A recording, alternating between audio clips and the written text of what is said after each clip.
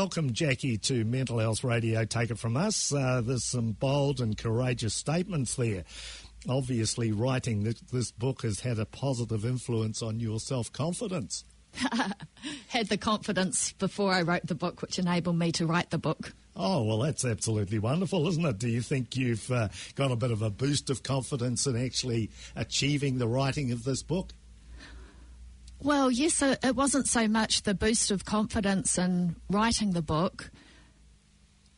As I said, that was there and that enabled me to write the book.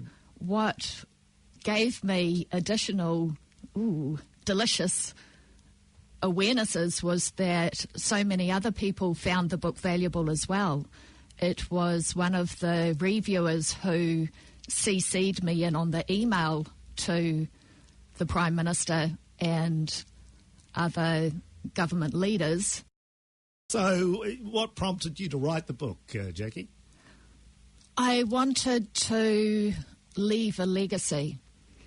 The thing is that every emotional response, whether we call it anger, disappointment, fear, anxiety, frustration, annoyance, these can all be neutralised in the moment that they are triggered. Unresolved, those emotions become a trigger which lead to depression, anxiety, mental health issues. They lead to physical abuse. The instant anger is repressed, it can result in a fist flying, and also sexual abuse and sexual harassment. The need for us to connect, the need for us to feel accepted, the need for us to feel like we belong, those needs are fulfilled at the end of the emotional response because we're no longer fighting ourselves. We are in alignment with ourselves in that moment. And when you're in a space of being in full personal alignment, you don't feel the need to abuse, to control, to condemn. You don't have the need to put others down. You don't have the need to control them. You don't have a need to overpower them. Those are generated from an unresolved emotional state. So I wanted to create this legacy and get it into every public library in the world. And that's my aim, is to get it into the library so that everyone has access to understand how to resolve these emotional responses quite literally with the ease of a sneeze. Yeah, so when did you actually launch the book? It was published November last year. And then I thought, well, this is a crazy time to try and promote a book. And so I just started sending out review copies, and it's starting to gather momentum. And you got a Facebook page for it? Not specifically a Facebook page, although I do have a Facebook group called Real Easy Love. Ah, Real Easy Love. Well, that sounds rather lovely. The one thing that will change our life forever in that sort of situation is that we don't react. Is that what you're saying? Not allowing an emotional response to resolve is what causes us to react verbally and chaotically. So, for instance, using your example, when someone gets to an intersection and they have to give way or they don't want to and they're in a hurry, whatever is going on, in that moment that the emotional response is triggered, it doesn't matter what we call it. It's frustration, it's anger, it's disappointment, it's like, oh shit, I need to get to this appointment on time. Whatever it is, it starts off with intense physical discomfort. It's a momentary discomfort, like the sneeze is a momentary physical discomfort. And in the moment we stop fighting that, the emotional response resolves in that moment. And so instead of an emotion escalating out of control, either physically, verbally, the way that emotion seems to overtake us, it's not the actual emotion that's overtaking us. It's the fact that our conscious mind is becoming involved, and our conscious mind analyses everything we do, every input that comes in through the senses, all of our life experiences. And so our mind starts analysing the emotion and how the emotion relates to the situation. Some of those thoughts, if somebody cuts us off in traffic, or they don't give way to us when they're actually asked to give way, what are some of the thoughts that could come into our mind to make us frustrated or angry? Or you were already angry and frustrated well before that event. Oh, really? Okay. So what happens is, we're taught, if we go back in time, we're taught from about 2 or 3 years old to suppress an emotional response. And so when we suppress that emotional response, we try and do it to enable someone to feel better. And usually that's one of the adults around us. Right. And so when we get upset, there is 9 times out of 10, an adult trying to pacify us, say, it's okay, you don't need to feel that way, pat, pat, pat, rub on the back, or stand in the corner, don't come out until you've thought about why you're feeling that way and how you're going to we're apologise. talking about a child here. This is right, and this is when it starts. Right. And then we go through school, we're not allowed to be angry, not allowed to be frustrated, not allowed to be disappointed, we're not allowed to be happy unless it's playtime. Right. And so we learn to suppress the emotional response, and so we stop just allowing it to be there. So we don't need to encourage people to be angry, to be frustrated. You can you can see when someone's being upset, and you can look at them and just say to them, I can see that you're upset. They're not allowing themselves to resolve it. So they've trained themselves from a young age to either ignore the physical sensations of an emotional response or try to make it go away. And that's generally because it feels really uncomfortable and we don't want to feel worse than we're feeling, and that's obviously making us feel worse. So then we try and think over the top of it, but the emotional response doesn't resolve. It's like dialing in between 2 radio stations and only experiencing the static. And so we never feel calm, we never feel clear.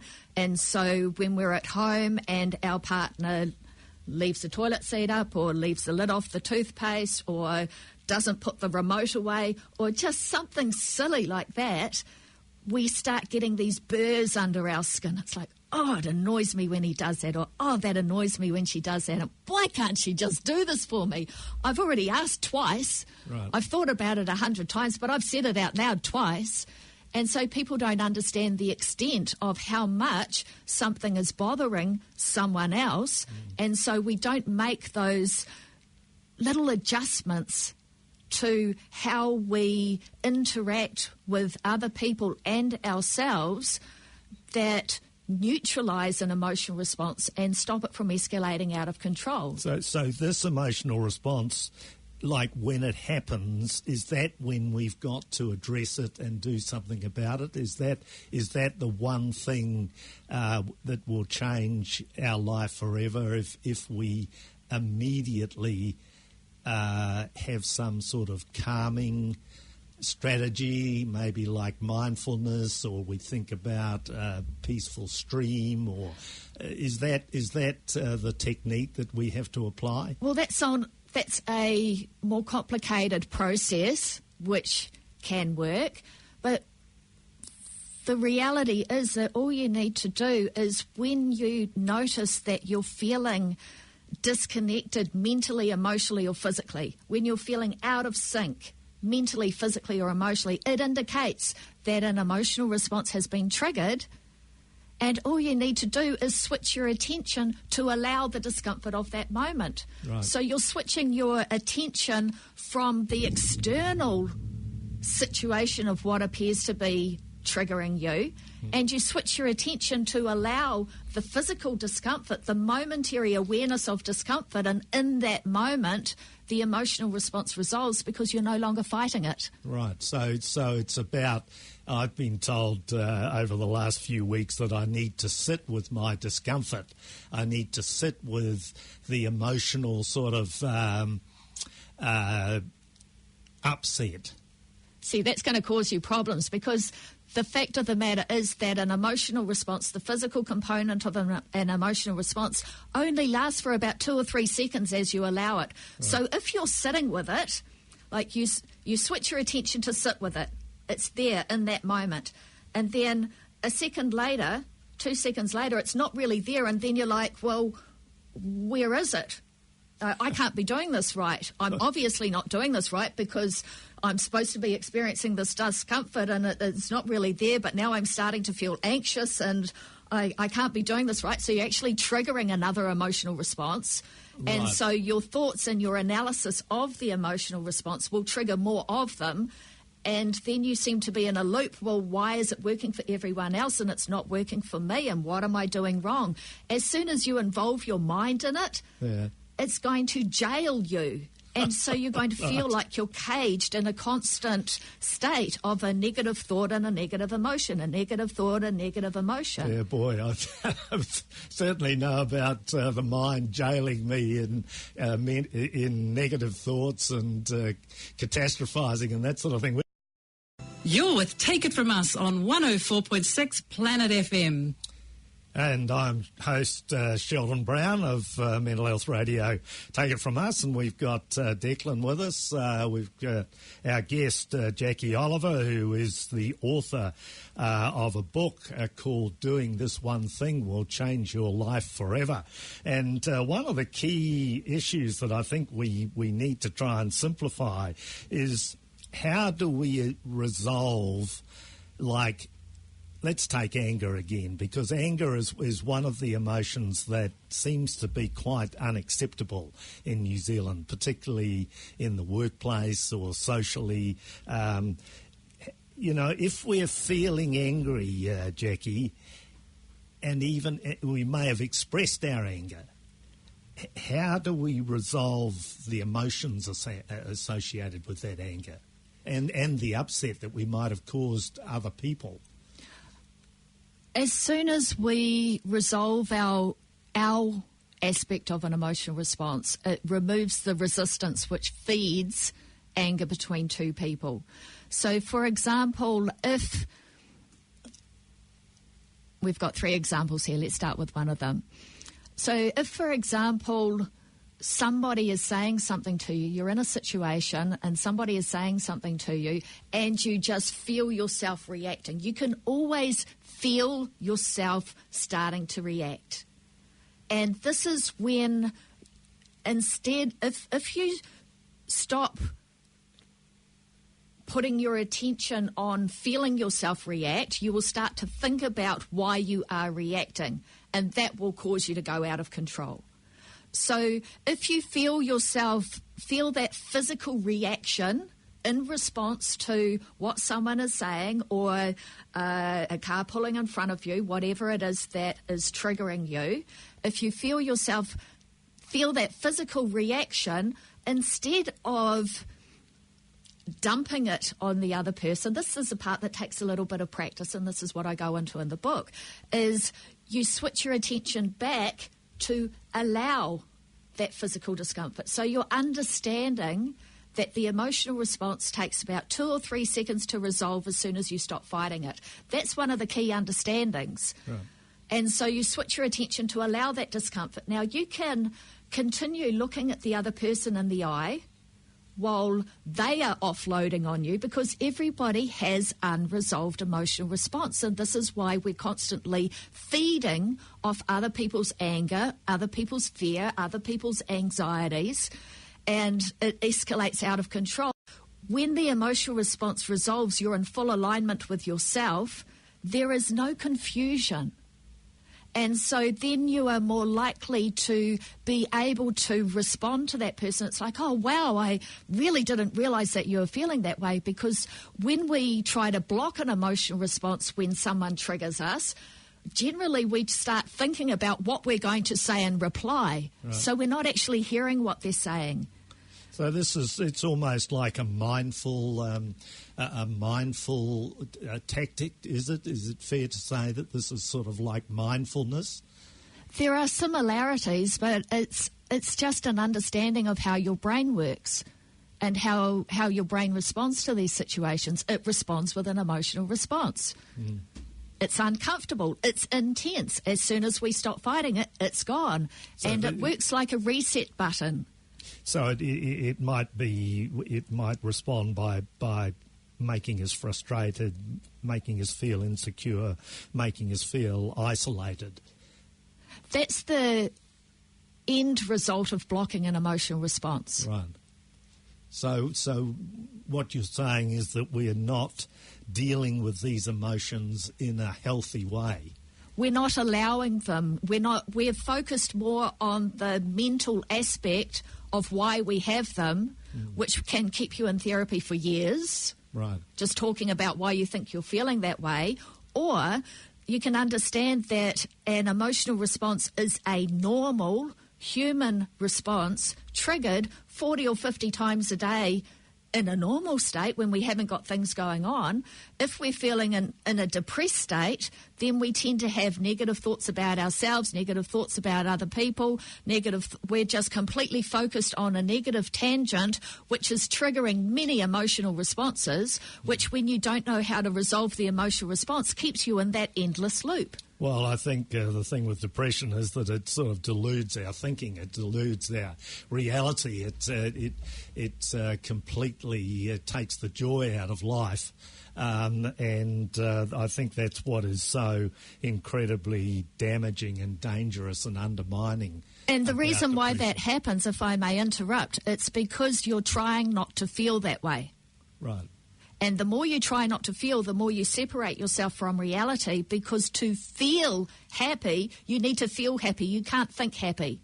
Well. Okay, so if you're trying to say a positive affirmation over the top of emotional response, so you realise that you're feeling like crap, you're feeling really depressed, you're feeling like the world hates you and everyone in it has friends and everyone else is getting along and everyone else is happy, but I'm not.